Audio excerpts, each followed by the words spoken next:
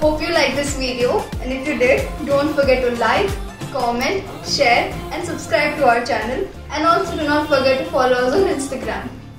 Bye!